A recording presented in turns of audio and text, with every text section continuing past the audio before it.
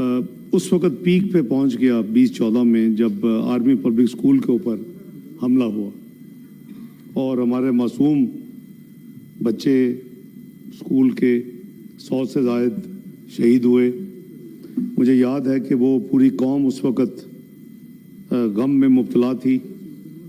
فوری طور کے اوپر پشاور میں تمام پولیٹیکل پارٹیز کو اکٹھا کیا گیا. ڈی چوک میں سامنے پولیٹیکل سٹ ان تھی, تقریباً 100 دن سے زائد ہو چکے تھے. اس کے باوجود ان کو بھی کنونس کر کے اس میٹنگ میں نے خود فون کیا ان کی لیڈرشپ کو اور ان کو بھی وہاں مدعو کیا گیا. تفصیل کے ساتھ گفتگو ہوئی. پوری اسٹیک ہولڈرز کی بریفنگ میں بہت زیادہ شواہد سامنے آئے اور میں نہیں سمجھتا کہ اس وقت کوئی بھی وہاں ایسی شخصیت تھی. مختلف جماعتوں کو, تمام پاکستان کی پولیٹیکل پارٹیز کی لیڈرشپ موجود تھی پشاور میں, اور کسی نے بھی کسی کی دو رائے نہیں تھی کہ اب کم وقت میں ہم نے اس کے خلاف ہم نے ایکشن لینا ہے, ہم نے اس ناسور کو ختم کرنا ہے. کیونکہ مجھے یاد ہے کہ 2013 کے الیکشن سے پہلے پاکستان 3 سیریس قسم کی پرابلمز کا شکار تھا. اکانومی کے مسائل تھے, Pakistan macro economic instable country declare ہو چکا تھا, اور 6 سے 7 مہینے جو بھی پولیٹیکل پارٹی حکومت بناتی, الیکشن میں جیت کے آتی, اس کے لیے یہ ایک بہت بڑا چیلنج تھا کہ پاکستان ڈیفالٹ کرے. یہ ڈاکومنٹڈ ہے. نمبر 2, اس وقت لوڈ شیڈنگ کا مسئلہ تھا. پاکستان میں ایوریج 18 سے 20 گھنٹے کی لوڈ شیڈنگ ہو رہی تھی, شہروں میں 18 گھنٹے, دیہاتوں میں 20 گھنٹے. جو سرکولر ڈیٹ اس وقت بجلی کے حوالے سے تھا وہ قریباً مجھے یاد ہے قریباً نہیں ایگزیکٹ 503 ارب تھا, اور بات ہوتی تھی کہ اگر حکومت یہ پے کر دے تو یہ 18 گھنٹے کی لوڈ شیڈنگ 4 گھنٹے کم ہو سکتی ہے, فوری طور کے اوپر ریلیف مل سکتی ہے. تیسرا جو بہت بڑا چیلنج تھا, میں پھر ریپیٹ کروں کہ جو بھی پولیٹیکل پارٹی الیکشن جیت کے آتی, وہ تیسرا چیلنج تھا ٹیررزم کا. وہ اتنا پیک کر چکا تھا, اور کرتے کرتے ہم نے دیکھا کہ آرمی پبلک اسکول میں جو کچھ ہوا وہ اس نے پوری قوم کو ہلا کے رکھ دیا. اس کے فالو اپ میں میٹنگز ہوئیں, پرائم منسٹر ہاؤس میں میٹنگز ہوئیں, تمام لیڈرشپ, تمام political leadership including P T I اس میں بیٹھی. فیصلے ہوئے کہ ہم نے ایک نیشنل ایکشن پلان بنانا ہے اور مل کے اس ملک سے اس ناسور کو ختم کرنا ہے جو دہشت گردی کا ناسور ہے. یہ اکانومی اور الیکٹریسٹی لوڈ شیڈنگ سے بھی بڑا ناسور ہے. اس میں ہمارے بچے, ان کی جانیں محفوظ نہیں. جناب chairman, it was not an easy task, کیونکہ یہ جنگیں کئی سو ارب ریکوائر ہوتے ہیں ان جنگوں کو لڑنے کے لیے. مجھے اچھی طرح یاد ہے کہ بجٹ 2014 کا پاس ہو چکا تھا اور اس میں کوئی پروویژن نہیں تھی. آج بھی آپ اٹھا لیں 2014-15 کا بجٹ, اس میں کوئی پروویژن نہیں تھی کہ ہم نے ٹیررزم کے اگینسٹ ہم نے کوئی بڑا کو خرچہ کرنا ہے. نیشنل سیکورٹی کمیٹی کی میٹنگ ہوتی ہے, اس میں وہ ریزالو, اور جس کے نتیجے میں نیشنل ایکشن پلان 2 ہفتوں کے قریب تمام پولیٹیکل پارٹیز نے دن رات محنت کر کے ایک نیشنل ایکشن پلان بنایا. اور اس کا کور تھیم کیا تھا؟ وہ یہ تھا کہ ہم اپنے سوئل کو کسی کے خلاف دہشت گردی کے حوالے سے استعمال نہیں ہونے دیں گے. This was the core objective of the national action plan. اور ایک پولیٹیکل پارٹی کا نہیں تھا, وہ حکومت مسلم لیگ نون کا نہیں تھا, وہ تمام پولیٹیکل پارٹیز پاکستان کا تھا, جس میں اس وقت کی تمام اپوزیشن جماعتیں شامل تھیں انکلوڈنگ پی ٹی آئی. جناب بجٹ میں عرض کی, کمنگ بیک ٹو بجٹ پاس ہو چکا, اور نیشنل سیکورٹی کمیٹی میں پرپوزل آتا ہے کہ جناب ضرب عضب کنسیڈر کریں کہ ہم اس دہشت گردی جو کہ نارتھ کے علاقوں سے جہاں وہ گڑھ ہے اس کے خلاف قوم فیصلہ کرے اور یہ فورم فیصلہ کرے کہ کیا ہم نے اس کے خلاف جنگ لڑنی ہے، اور اس کا نام انہوں نے ضرب عضب کا نام دیا، تو ظاہر ہے کہ اس میں کوئی دو رائے ہو ہی نہیں سکتی تھی. جتنے پارٹیسپینٹس تھے، چاہے وہ سول لیڈرشپ تھی یا ملٹری لیڈرشپ تھی، سب ایک ہی پیج پہ تھے. پھر مجھے پوچھا گیا کہ کیا آپ فائنانس کر سکیں گے، فائنانس منسٹر آف پاکستان، کیونکہ یہ پہلے سال کے لیے اس وقت تو تھا کہ شاید ٹوٹل کاسٹ اتنی ہوگی 100 ارب روپیہ، اس پہ کیپٹل ایکسپینڈیچر بھی تھا اور اس میں یعنی ریکرنگ ایکسپینڈیچر بھی تھا، وہ چاہیے ہوگا سال کے لیے. الحمدللہ فیصلہ ہوا کہ اللہ ہماری حفاظت کرے اور ہم بالکل یہ جو ہے خرچہ یہ ویل اسپینٹ ہوگا، اس کی سخت ضرورت ہے قوم کو اور ملک کو. تو الحمدللہ وہ اپروو ہوا. آپ نے دیکھا ضرب عضب ہوئی. ہمارے اس ضرب عضب کے ایکشن کے بعد رد الفساد ہوا ملک کے اندر، اس کو کلین اپ کرنے کے لیے، کیونکہ وہاں سے کئی لارج نمبر جو تھا وہ تو ایلیمینیٹ ہوا، لیکن کافی اسکیپ کر کے پاکستان کے اندر شہروں میں چلا گیا. یہ تمام تفصیل جناب وزیر داخلہ کے اپنی منسٹری میں موجود ہوگی. اس کے لیے فیز 2 آیا اور یہ سلسلہ قریباً 3 سال سے زائد جاری رہا جناب چیئرمین، اور 100 ارب سے زیادہ سالانہ ٹوٹل خرچہ اس پہ ہوتا رہا. یہ آخر میں یہ جو فینسنگ کا جو پروگرام تھا وہ بھی اس کے آخر میں یہ تھا کہ اس کو پرماننٹ روکنے کے لیے اربوں روپے اس کے لیے بھی درکار تھا. اب یہ وہ سارا جو ہم نے اچیو کیا، میں بڑی معذرت کے ساتھ and I am not going to be playing politics with this thing, میں سمجھتا ہوں ہمیں اپنی غلطیوں کا احساس کرنا چاہیے. کس نے کہا تھا کہ آپ جا کے کابل میں طالبان حکومت کے آنے کے بعد ان کو انگیج کریں؟ کیوں؟ کس نے کہا تھا کہ آپ ہارڈنڈ کرمنلز جو کہ پاکستان کی جیلوں میں بند تھے، جنہوں نے درجنوں دہشت گردی کے واقعات کیے تھے، ان کو چھڑوائیں؟ کیوں؟ کیا یہ قوم پوچھے گی ان لوگوں سے؟ جناب چیئرمین، یہ سائیکلز نہیں ہم برداشت کر سکتے. اس کا سارا امپیکٹ قوم کے عام آدمی کے اوپر، ایک عام پاکستانی کے اوپر آتا ہے. وہ اس کی قیمت ادا کرتا ہے. اس کا کانسیکوینشل فائنینشیل امپیکٹ ان کے اوپر آتا ہے. ہم ٹیکس پیئر کے پیسوں کو استعمال کرتے ہیں، کچھ ٹھیک کرتے ہیں اور پھر ہم اس کو 180 ڈگری یو ٹرن لے لیتے ہیں. جناب چیئرمین، اس طرح کام نہیں چلے. میں بڑی ہمبل گزارش کروں گا جناب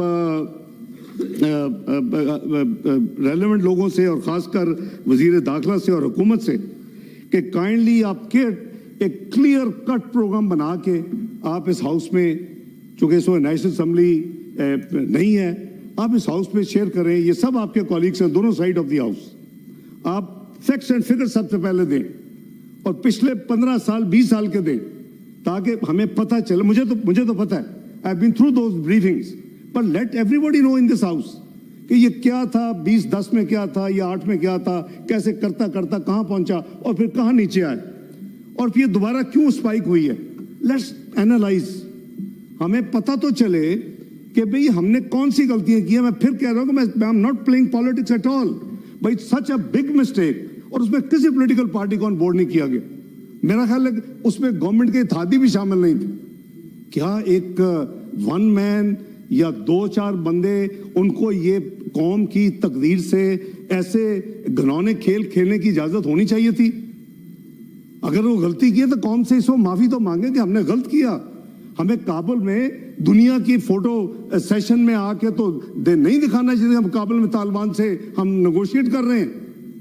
اور اس کے بعد ہم نے جو کیا، جو وہاں طے کر کے آئے، بغیر اسمبلی کے پوچھے ہوئے، بغیر سینٹ سے کو ڈسکس کیے ہوئے، بغیر قوم کو اعتماد میں لیے ہوئے، ہم نے وہ کئی سو جو ہارڈنڈ کرمنلز تھے، ٹیررسٹ تھے، ان کو چھوڑ دیا. تو جناب اس طرح کام نہیں چلے گا. Let's be together. میں لیڈر آف دی اپوزیشن کے ویوز کو انڈورس کرتا ہوں، لیکن ہیونگ سیڈ دیٹ ہمیں ایک کلیئر کٹ روڈ اپنانا ہوگا، روڈ میپ اپنانا ہوگا. اور میں سمجھتا ہوں کہ ایک ریگولر حکومت کے آنے کا انتظار نہیں ہو سکتا. 3 مہینے سے لانگ ٹائم.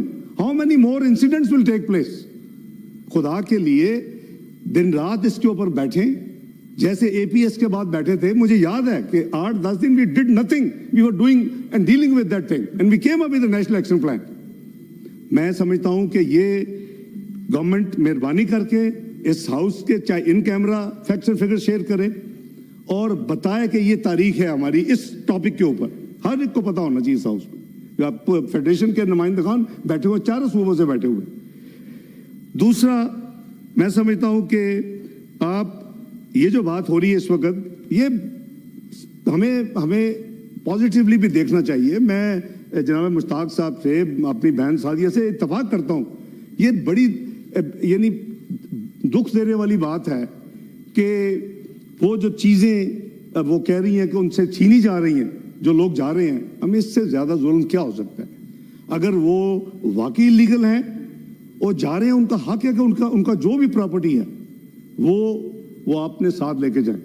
मुझे याद है, मैं लीबिया में एडवाइजर था 1976 में। मुझे याद है कि कदाफी साहब और अनवर सादात का एक फेडरेशन का पैक्ट हुआ था। उस वक्त सदर मिस्र backed out and Colonel Gaddafi took a decision. I was part of the core team at the time in the Auditor General Department of Libya. उन्होंने एक फैसला किया कि तमाम इजिप्शियंस को एक्सपेल कर दिया जाए और वो अपने, मुझे याद है कि गाड़ियों में वो अपने ऊपर बेचारे फ्रिज और इस टाइप की चीजें लेके, और वो लोग लिबियंस रोते थे कि ये क्या फैसला इस मुल्क में हो गया है कि हम अपने जो 20 या 30 साल से या नस्लों से यहाँ रह रहे हैं उनको निकाला जा रहा है। वो एक मैं ये पासिंग रिमार्क इसलिए दे रहा हूँ कि I have seen that phase also 1976 में। मैं खुदा के लिए हुकूमत इसमें भी इंश्योर करे कि इस तरह का कोई वाक़या नहीं होना चाहिए। ये जुल्म है, हम सब अल्लाह को जवाब दे हैं। उनकी जो उनकी चीज़ की मलकियत है उनको ऑनरेबल तरीके से आप अगर निकालें भी तो ऑनरेबल तरीके से निकालें। उनको एक कैदी की तरह या एक यानी बुरे तरीके से, बिल्कुल सही सेंटिमेंट्स हैं कि वो हमारे बहन भाई हैं, मुसलमान बहन भाई हैं, और अगर हम इस तरह का इखलाक उनके साथ करेंगे, खुदा ना खास्ता किसी पे मुश्किल वक्त आ सकता है। हाँ, ये कोई सपोर्ट नहीं कर सकता कि इलीगल इमिग्रेंट्स को भी आप छोड़ दें। ये गैर मुनासिब है। ये इस तरह तो फिर मुल्क नहीं चल सकते, सिस्टम निज़ाम नहीं चल सकता। केयर टेकर हुकूमत हो, रेगुलर हुकूमत हो, जो भी हो, अगर आप ये कहेंगे जी बस छोड़ दें सब कुछ, तो फिर तो वो जंगल का कानून है, वो बहुत ज़्यादा हमारे कई एरियाज में जंगल के कानून की तरह हम काम करने के आदी हो चुके। तो ये हुकूमत को एक इनका प्रोगेटिव है, इनकी जिम्मेदारी है एज ए हुकूमत कि जी इलीगल इमिग्रेंट्स को अगर ये हैंडल कर रहे हैं, उनके साथ बाइज्जत, उनके साथ वकार के साथ, उनको जो भी कोई प्रॉपर्टीज है, जो कुछ है, वो उनको ले जाने की इजाज़त होनी चाहिए। लेकिन ये हमें बड़ा क्लियर इसका इन हुकूमत को नोटिस लेना चाहिए और एक वे फॉरवर्ड प्लान दे दें। तो 3 महीने, जैसे मैंने कहा, बहुत टाइम होता है जी। 3 महीने में हम आधी ज़रबे अज़ब लड़ चुके थे। तो इसलिए आप टाइम ज़ाया किए बगैर हमें इनको सपोर्ट करना चाहिए। जो ये हुकूमत अच्छे काम करे, इस तरह के काम हैं, तो इसमें वो सेक्शन 232 नहीं आता। खुदा ना खास्ता if there is a war against any country right now, तो हम पे हमला ही कर दे, तो हम इंतजार करेंगे कि सेक्शन 232 रहे, ये डे टू डे काम करते रहे। ये इस तरह नहीं होता जनाब chairman. We should be realistic and pragmatic. ये इसी वजह से 232 सेक्शन इलेक्शन 2017 में इन्हीं दोनों हाउसेज ने अमेंडमेंट की है। कि क्यों किया है? क्योंकि आप का सेंसस में 4-5 महीने लग रहे हैं, आपके 2 से 3 महीने इलेक्शन आइन देता है, तो अब क्या 6-7 महीने किसी मुल्क को फ्रीजर पर रखा जा सकता है कि आप कुछ ना करें? ये नहीं होता जी, ये इस तरह मुल्क नहीं चलते। इसीलिए we as a government, PDM government, we initiated that amendment. और हमने, मुझे याद है कि बहुत ज़्यादा रेजिस्टेंस थी इस हाउस में कुछ पार्टीज की, हमने उसको अमेंड किया। देखिए, हमें मिल के रास्ते निकालने।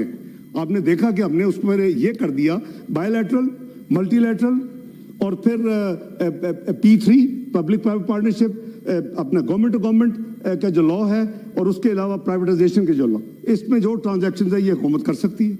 तो क्या वो अच्छी चीज़ नहीं है कि भैया 7 महीने आप बैठे रहें और 7 महीने आप बुक कहेंगे जी जो आग लगी है लगती रहे, नुकसान होता रहे, उसके बाद हम देखेंगे। तो जनाब चेयरमैन, मैं انڈورس کرتا ہوں اپنے دونوں سائڈ کے ساتھیوں کو کہ اس کو بڑے اچھے آسن طریقے سے, یہ بڑا سیریس مسئلہ ہے اور ہمیں اس کو کولیکٹیولی اس کو ہینڈل کرنا ہے ایز ون یونٹی, اور انشاءاللہ یہ ہوگا. یہ آگے ایک دفعہ ہو چکا ہے.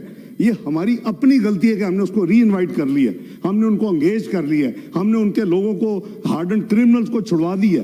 وہ ان لوگوں سے کچھ پوچھا ضرور جائے, کچھ نہیں تو ٹی وی پہ لا کے قوم سے معافی منگوائی جائے کہ جی خدا کے لیے ہم معافی مانگتے ہیں کہ ہم نے یہ کام کیا ہے. آج پاکستان دوبارہ دہشت گردی ایک لہر آسمان کو چھو رہی ہے. تو بہت شکریہ جناب chairman. with these honest and sincere sentiments, I think I go along with all my colleagues کہ government should consider all these things and just share with us the road map and the way forward. بہت شکریہ.